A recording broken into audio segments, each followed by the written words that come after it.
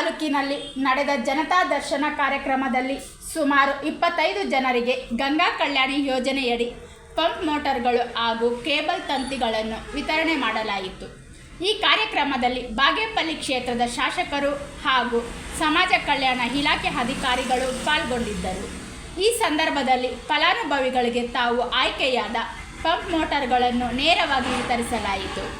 ಗಂಗಾ ಕಲ್ಯಾಣಿ ಯೋಜನೆಯು ಕೃಷಿಕರ ನೀರಾವರಿ ನೆರವಿಗಾಗಿ ರೂಪುಗೊಂಡ ಯೋಜನೆಯಾಗಿದ್ದು, ಈ ಮೂಲಕ ಕೃಷಿಕರು ತಮ್ಮ ಕೃಷಿ ಭೂಮಿಗೆ ಉತ್ತಮ ನೀರಾವರಿ ವ್ಯವಸ್ಥೆ ಕಲ್ಪಿಸಿಕೊಳ್ಳಬಹುದು ಎಂಬ ವಿಶ್ವಾಸ ವ್ಯಕ್ತವಾಯಿತು. ಶಾಸಕರು ಈ ಸಂದರ್ಭದಲ್ಲಿ ಮಾತನಾಡುತ್ತಾ, ಪ್ರತಿಯೊಬ್ಬ ಕೃಷಿಕನಿಗೂ ಅಗತ್ಯವಾದ ಮೂಲಸೌಕರ್ಯಗಳನ್ನು ಸರ್ಕಾರ ಒದಗಿಸಲು ಬದ್ಧವಾಗಿದೆ. ಈ ಯೋಜನೆಯಿಂದ ರೈತರಿಗೆ ನೇರ ಪ್ರಯೋಜನವಾಗಲಿದೆ ಎಂದು ತಿಳಿಸಿದ್ದಾರೆ. Bureau report, ರಾಷ್ಟ್ರಧ್ವನಿ news Kannada.